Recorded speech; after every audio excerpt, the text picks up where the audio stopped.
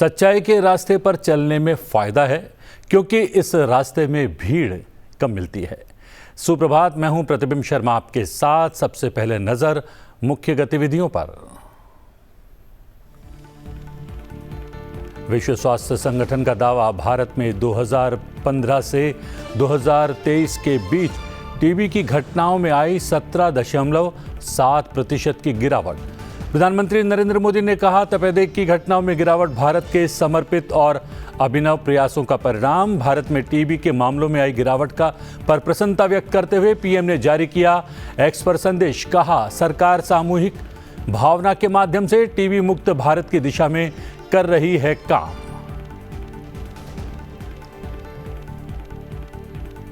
Australia और Singapore की 6 दिवसीय यात्रा के पहले चरण में ऑस्ट्रेलिया के ब्रिस्बेन पहुंचे विदेश मंत्री एस जयशंकर। किया भारतीय समुदाय को संबोधित। कहा, भारत विकास के पथ पर है अग्रसर और दुनिया के साथ बढ़ना चाहता है आगे।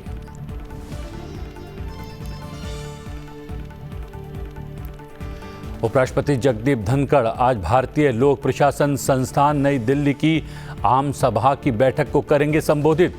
इस अवसर पर IIPA सदस्यों को करेंगे संबोधित और करेंगे उनका मार्गदर्शन। भारतीय जनता पार्टी के वरिष्ठ नेता और गृह मंत्री अमित शाह ने झारखंड के रांची में विधानसभा चुनाव के लिए बीजेपी का घोषणा पत्र किया जारी। कहा, झारखंड में समान नागरिक संहिता लागू करेगी भाजपा, आदिवासी इसके दायरे से रहेंगे बाहर। संथाल परगना क्षेत्र से बांग्लादेशी घुसपैठ को रोकने के लिए बनाए जाएंगे कड़े नियम।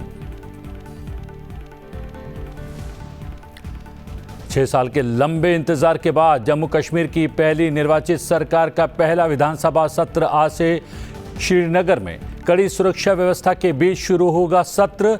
उपराज्यपाल मनोज सिन्हा सदन के निर्वाचित सदस्यों को करेंगे संबोधित। सत्र के दौरान अध्यक्ष और उपाध्यक्ष पदों के लिए होगा निर्वाचन।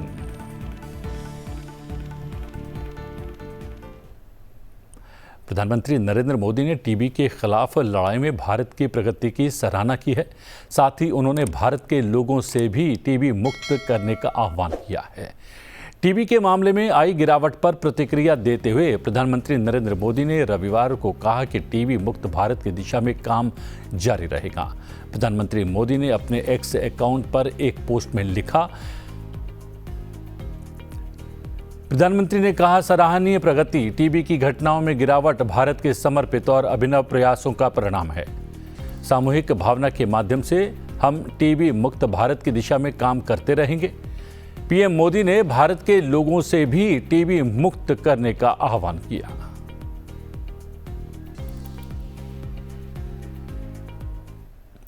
विदेश मंत्री एस जयशंकर ने रविवार को कहा कि भारत विकास के पथ पर अग्रसर है और दुनिया के साथ आगे बढ़ना चाहता है।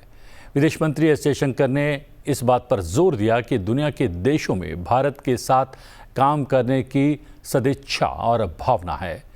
विदेश मंत्री एस जयशंकर ने ऑस्ट्रेलिया के ब्रिस्बेन में भारतीय समुदाय को संबोधित करते हुए दोनों देशों के बीच ऐतिहासिक संबंधों का जिक्र भी किया। उन्होंने कहा कि पिछले 10 सालों में प्रधानमंत्री नरेंद्र मोदी के नेतृत्व में भारत ने उल्लेखनीय प्रगति की है। 2 देशों के दौरे के पहले चरण में ऑस्ट्रेलिया के ब्रिस्बेन में क्वींसलैंड विश्वविद्यालय में भारतीय प्रवासियों को संबोधित करते हुए विदेश मंत्री डॉक्टर एस जयशंकर ने कहा कि भारत ने एक ऐसी रूपरेखा तैयार की है जिससे आने वाले समय में ऑस्ट्रेलिया के साथ संबंध और मजबूत होंगे। उन्होंने इस बात पर बल दिया कि दोनों देशों के बीच संबंधों में बदलाव ऑटो पायलट पर नहीं बल्कि दोनों पक्षों के प्रयासों, नेतृत्व और महत्वाकांक्षा के माध्यम से पूरा हुआ है। भारत उच्च विकास के पथ पर अग्रसर है और दुनिया के साथ आगे बढ़ना चाहता है। ये बात भी डॉक्टर एस जयशंकर ने कही। भारत की दुनिया के चुनिंदा देशों के साथ व्यापक रणनीतिक साझेदारी है और ऑस्ट्रेलिया उनमें से एक है। उन्होंने भारत चीन का जिक्र करते हुए कहा कि पूर्वी लद्दाख में सेनाओं को पीछे करने के समझौते से भारत और चीन के संबंधों में कुछ प्रगति हुई है। दोनों देशों के संबंधों के विकास के क्रम में ये प्रगति स्वागत योग्य है। समझौते के अनुसार देपसांग में भारतीय सैनिकों की गश्त शुरू हो गई है, जबकि देमचौक में ये काम शुक्रवार से होगा। When I present to you today a picture of this transformation of the last decade, this didn't happen when the India-Australia vehicle was on autopilot. It happened because people have worked at it.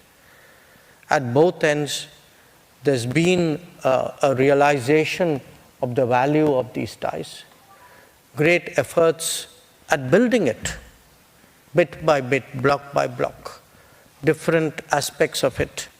I mean, you've heard some of it, the business, the defense, the security, the education.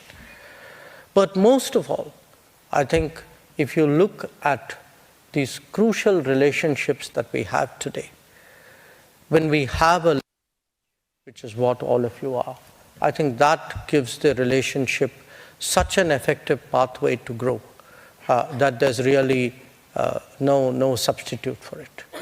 So I come today not just to formally inaugurate a consulate tomorrow in Brisbane, but to actually thank you all, because it is your presence, it's your effort, it's your contribution which has actually made the consulate possible.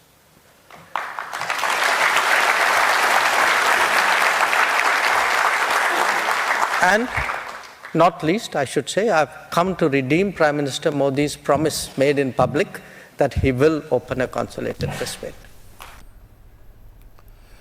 विदेश मंत्री doctor S Jaishankar Australia की 5 दिवसीय यात्रा पर हैं। वो आज Brisbane में ऑस्ट्रेलिया में चौथे भारतीय वाणिज्य दूतावास का उद्घाटन करेंगे। वो कैनबरा में अपने ऑस्ट्रेलियाई समकक्ष पेनी वोंग के साथ 15वें विदेश मंत्री फ्रेमवर्क डायलॉग FMFD की सह अध्यक्षता भी करने वाले हैं। विदेश मंत्री ऑस्ट्रेलियाई संसद भवन में आयोजित होने वाले दूसरे रायसीना डाउन अंडर के उद्घाटन सत्र को भी संबोधित करेंगे।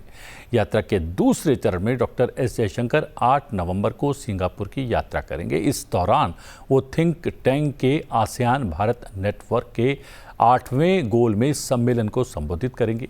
वो दोनों देशों के बीच साझेदारी और द्विपक्षीय संबंधों को और मजबूत करने के लिए सिंगापुर के नेताओं से भी मिलेंगे। भारतीय जनता पार्टी के वरिष्ठ नेता और गृह मंत्री अमित शाह ने झारखंड के रांची में विधानसभा चुनाव के लिए बीजेपी का घोषणा पत्र जारी कर दिया है। पार्टी ने इसे संकल्प पत्र का नाम दिया है। घोषणा पत्र में झारखंड के सभी वर्गों को शामिल किया जाएगा, जिसमें किसान, महिलाएं, युवा, बुनियादी ढांचा और विकास संबंधी मुद्दों पर ध्यान दिया गया है। इस अवसर पर गृह मंत्री अमित शाह ने कहा कि ये चुनाव केवल सरकार बदलने का चुनाव नहीं है, बल्कि झारखंड का भविष्य सुरक्षित करने का भी चुनाव है। इस अवसर पर अपने संबोधन में अमित शाह ने कहा कि राज्य में यदि भारतीय जनता पार्टी की सरकार बने तो वहां समान नागरिक संहिता लागू की जाएगी, लेकिन जनजातियां इसके दायरे में नहीं आएंगी। उन्होंने ये भी कहा कि संथाल परगना क्षेत्र से बांग्लादेशियों की घुसपैठ रोकने के लिए कड़े नियम बनाए जाएंगे, क्योंकि इससे राज्य की जनसांख्यिकी में बदलाव हुआ है। राज्य में प्रत्येक महिला को गोगो दीदी योजना के अंतर्गत हर महीने 2100 रुपये दिए जाएंगे। सभी परिवारों को 500 रुपये में LPG सिलेंडर दिया जाएगा और दीपावली और रक्षाबंधन के अवसर पर 2 सिलेंडर निःशुल्क भी दिए जाएंगे। प्रत्येक बेरोजगार स्नातक और स्नातकोत्तर युवक को 2 वर्ष तक प्रति माह 2000 रुपये दिए जाएंगे। साथ ही 5 वर्षों में 5 लाख रोजगार के अवसर उपलब्ध करवाए जाएंगे। सरकारी नौकरियों के खाली पड़े 2,87,000 पद समयबद्ध तरीके से भरे जाएंगे। झारखंड का ये चुनाव न केवल सरकार बदलने का चुनाव है, झारखंड का ये चुनाव झारखंड का भविष्य सुनिश्चित करने का चुनाव है। झारखंड की महान जनता ने तय करना है कि आकंठ भ्रष्टाचार में डूबी हुई सरकार चाहिए या विकास के रास्ते पर मोदी जी के नेतृत्व में चलती हुई भाजपा सरकार चाहिए। घुसपैठ कराकर झारखंड की अस्मिता, रोटी बेटी माटी तीनों को खतरे में डालने वाली सरकार चाहिए, या परिंदा भी पैर न मार सके ऐसी सरहद की सुरक्षा करने वाली भारतीय जनता पार्टी की सरकार चाहिए। बेरोजगारी से त्रस्त युवा, पेपर लीक से त्रस्त युवा आज भाजपा में आशा की दृष्टि से अपना भविष्य ढूंढ रहे हैं, और भ्रष्टाचार से गरीबों का विकास का धन अपने चेले चपाटों में बांटने वाली सरकार की जगह गरीब कल्याण करने वाली सरकार को भी झारखंड की जनता ढूंढ रही है। उपराष्ट्रपति जगदीप धनखड़ आज भारतीय लोक प्रशासन संस्थान नई दिल्ली की आम सभा की बैठक को संबोधित करेंगे। बैठक का आयोजन भारतीय लोक प्रशासन संस्थान परिसर दिल्ली में होगा। उपराष्ट्रपति इस अवसर पर उपस्थित IIPA सदस्य को संबोधित भी करेंगे और उनका मार्गदर्शन करेंगे। कार्यक्रम का सीधा प्रसारण आप संसद टीवी पर देख सकते हैं। 6 साल के लंबे इंतजार के बाद जम्मू कश्मीर की पहली निर्वाचित सरकार का पहला विधानसभा सत्र आज से श्रीनगर में कड़ी सुरक्षा व्यवस्था के बीच शुरू होगा। उपराज्यपाल मनोज सिन्हा सदन के नवनिर्वाचित सदस्यों को इस अवसर पर संबोधित करेंगे। सत्र के दौरान अध्यक्ष और उपाध्यक्ष पदों के लिए चुनाव होगा। भारतीय जनता पार्टी ने सुनील शर्मा को विपक्ष का नेता चुना और नरेंद्र सिंह को उपाध्यक्ष पद के लिए पार्टी का उम्मीदवार बनाया है।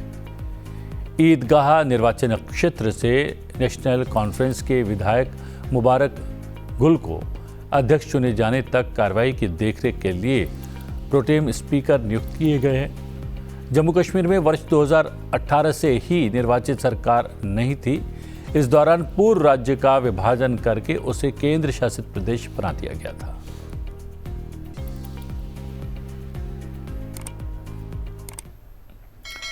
राष्ट्रीय राजधानी समेत उत्तर प्रदेश, हरियाणा और राजस्थान के 5 प्रमुख शहरों में वायु गुणवत्ता सूचकांक 300 के पार पहुंच गया है। सबसे खराब स्थिति राजधानी दिल्ली की है।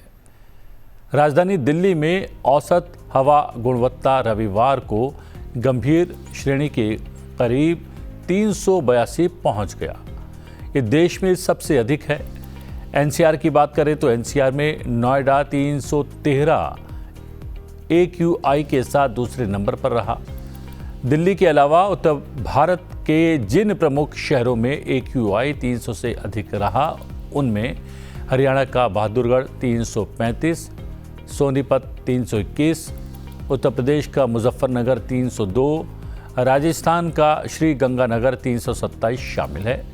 आज सुबह दिल्ली में आनंद विहार में सुबह 9 बजे AQI 532 दर्ज किया गया। मौसम विभाग के अनुसार बुधवार तक राष्ट्रीय राजधानी में हवा बेहद खराब श्रेणी में बनी रहेगी। रविवार को हवा की गति 5 से 15 किलोमीटर प्रति घंटे रही। अगले 2-3 दिन भी यही स्थिति बने रहने से हवा की गुणवत्ता में सुधार की उम्मीद कम है। वहीं आज सुबह दिल्ली में हल्की धुंध भी छाई रही।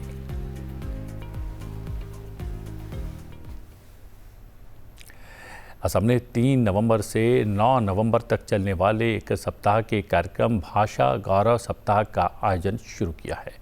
ये पहल हाल ही में असमिया को शास्त्रीय भाषा के रूप में मान्यता दिए जाने के बाद की गई है, जिसमें राज्य सरकार भाषा की विरासत का सम्मान करने के लिए कार्यक्रम आयोजित कर रही है। इस अवसर पर राज्य के मंत्री विभिन्न जिलों में कार्यक्रमों का उद्घाटन करने वाले हैं। मुख्यमंत्री हेमंत बिस्वा शर्मा ने जनता को इस कार्यक्रम में सम्मिलित होने का निमंत्रण दिया है, जिसमें सभी लोगों से भाग लेने और असमिया भाषा की विरासत का जश्न मनाने के लिए प्रोत्साहित किया गया है।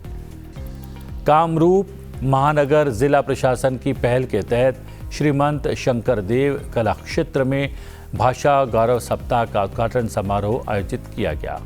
उद्घाटन समारोह में मंत्री अतुल बोरा, मंत्री रनोज पेगू, सांसद बिजुली कलिता मेधी और मेयर नगेन सनानिया सहित कई गणमान्य व्यक्ति शामिल हुए। कार्यक्रम के दौरान शिक्षा मंत्री रनोज पेगू ने सभी से असमिया साहित्य पढ़ने का आह्वान किया और सभी संगठनों को समारोह में भाग लेने के लिए प्रोत्साहित भी किया। कार्यक्रम के दौरान असमिया भाषा में योगदान देने वाले कई प्रतिष्ठित व्यक्तियों को सम्मानित किया गया। Cabinet conferred the status of classical language to Assamese along with Bangla, Pali, Prakrit and Marathi languages of India. And with this, Assam government is celebrating Bhasha Gaurav Week from today, the 3rd November up to 9 November. During this period, all our district administration, education institution and other institutions and individuals even, they will celebrate this week as a Bhasha Gaurav, celebrating every local languages. Apart from Assamese, there are 6 other languages which are in Assam, which are enlisted in the 8th schedule of the Indian Constitution. Besides, we have many other languages which we run as a medium of instruction in our schools. There are preparations going on for introducing many other tribal languages as medium of instruction. I think this celebration of Bhasha Gaurav, it will further enhance the glory of Indian languages, use of Indian languages in both official and academic activities. प्रधानमंत्री नरेंद्र मोदी ने रविवार को असमिया को शास्त्रीय भाषा का दर्जा दिए जाने की खुशी में मनाए जा रहे भाषा गौरव सप्ताह की शुभकामनाएं दी हैं। उन्होंने असम से बाहर रहने वाले लोगों से इसमें भाग लेने का आग्रह भी किया है। प्रधानमंत्री नरेंद्र मोदी ने एक्स पर लिखा कि भाषा गौरव सप्ताह एक उल्लेखनीय प्रयास है जो असमिया को शास्त्रीय भाषा का दर्जा दिए जाने पर लोगों के उत्साह को दर्शाता है। मेरी शुभकामनाएं हैं कि सप्ताह भर होने वाले कार्यक्रम लोगों और असमिया संस्कृति के बीच संबंध को और गहरा करें। मैं असम से बाहर के असमिया लोगों से भी इसमें भाग लेने का आग्रह करता हूं।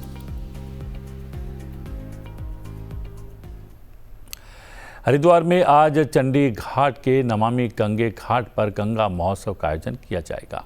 कार्यक्रम में केंद्रीय जल शक्ति मंत्री CR पाटिल और प्रदेश के मुख्यमंत्री पुष्कर सिंह धामी मुख्य अतिथि के रूप में शामिल होंगे। गंगा महोत्सव में विभिन्न सांस्कृतिक एवं धार्मिक कार्यक्रमों के अलावा विभिन्न गंगा समितियों और स्वयं सहायता समूह द्वारा बनाए गए उत्पादों के स्टॉल लगाए जाएंगे। महोत्सव में संत सम्मेलन और गंगा को प्रदूषण मुक्त रखने के लिए विचार गोष्ठी का आयोजन भी किया जाएगा, जिसमें लोगों को गंगा को स्वच्छ निर्मल रखने के लिए जागरूक किया जाएगा। केंद्रीय जल शक्ति मंत्रालय द्वारा हर साल गंगा महोत्सव कार्यक्रम का आयोजन किया जाता है। इस बार ये कार्यक्रम हरिद्वार के नमामि गंगे घाट पर आयोजित किया जा रहा है। गंगा स्वच्छता मिशन के अपर महानिदेशक नलिन कुमार श्रीवास्तव ने बताया कि गंगा महोत्सव में विभिन्न तरह के कार्यक्रम आयोजित किए जाएंगे, जिसमें कई तकनीकी सत्रों के अलावा कई अंतर्राष्ट्रीय स्तर के वक्ता इसमें गंगा की महत्ता के बारे में व्याख्यान देंगे। साथ ही गंगा को प्रदूषण मुक्त रखने के लिए विशेषज्ञ मंथन करेंगे। गंगा महोत्सव पहली बार गंगा के तट पर आयोजित किया जा रहा है। इसके अलावा गोमुख से लेकर गंगा सागर तक BSF की महिला जवानों का दल एक गंगा यात्रा भी निकाल रहा है, जो गंगा तट से जुड़े शहरों से होकर निकलेगा और लोगों को गंगा के महत्व के बारे में जानकारी देगा। गंगा महोत्सव इस बार हम लोग पहली बार है जो गंगा के घाट पे मनाने जा रहे हैं। पिछले 7 जो गंगा उत्सव हैं वो दिल्ली में हुए थे। इस बार हम लोग ने डिसाइड किया कि गंगा उत्सव गंगा के घाट पे और गंगा के किनारे मनाया जाएगा। तो चंडी घाट हरिद्वार पे हम लोग मना रहे हैं गंगा उत्सव। इस बार इस गंगा उत्सव में कई सारे इवेंट का समागम किया गया है। जैसे हम लोग टेक्निकल सेशंस होंगे जिसमें कि हम लोग reuse of treated water, river city alliance और इंटरनेशनल सेशन ये डिस्कस करेंगे। फिर उसके बाद हम लोग धर्मगुरुओं का एक मंथन, गंगा मंथन के नाम से हम एक संवाद करेंगे। फिर यहाँ पे बहुत सारी कल्चरल और बच्चों के लिए एक्टिविटीज़ रहेंगी जिससे कि बच्चों और जनता का इससे जुड़ाव हो सके। इसके अलावा एक एग्जीबिशन नमामि गंगे के काम को शोकेस करने के लिए की जाएगी और इसके साथ हमारे बहुत सारे पार्टनर्स जो हैं जैसे WII, NIUA, SPA, ये सारे लोग अपना एक स्टॉल लगा रहे हैं। तो लगभग 45 स्टॉल लगेंगे जिसपे कि डिफरेंट टेक्नोलॉजीज़, डिफरेंट तरह के कामों को शोकेस किया जाएगा। तो ये एक ओवरऑल ये फेस्टिवल जो है ये बहुत सारी चीज़ों का समागम होके और रिवर को सेलिब्रेट करने का है, जिससे कि हम ये रिवर को सेलिब्रेट करके एक ये मॉडल फेस्टिवल बनाना चाहते हैं, जिससे कि सारी नदियों में इस तरह के फेस्टिवल्स हों, लोगों का जुड़ाव हो और लोग नदियों को सेलिब्रेट कर सकें। रविवार को 11वें ज्योतिर्लिंग श्री केदारनाथ धाम के कपाट शीतकाल के लिए वैदिक रीति रिवाजों के साथ बंद कर दिए गए। इस अवसर पर 18,000 से अधिक श्रद्धालु वहां पर उपस्थित थे। कपाट बंद होने के बाद भगवान केदार की उत्सव डोली अपने शीतकालीन प्रवास के लिए रवाना हो गई। अब भगवान केदार के दर्शन भक्त शीतकालीन गद्दी स्थल ओंकारेश्वर मंदिर में कर पाएंगे। चलते चलते आपको दिखाते हैं केदारनाथ धाम के कपाट बंद होने का भव्य नज़ारा। आप इस भव्य नज़ारे का आनंद लीजिए। मुझे दीजिए आज्ञा। बने रही सनसद टीवी के साथ। नमस्कार।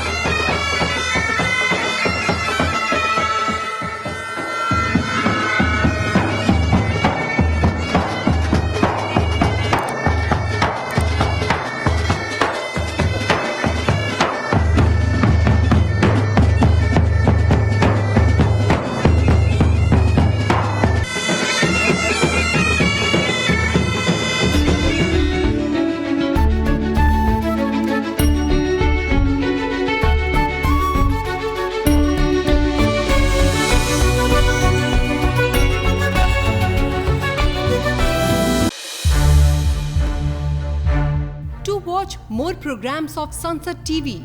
Subscribe to our YouTube channel and don't forget to like and share them.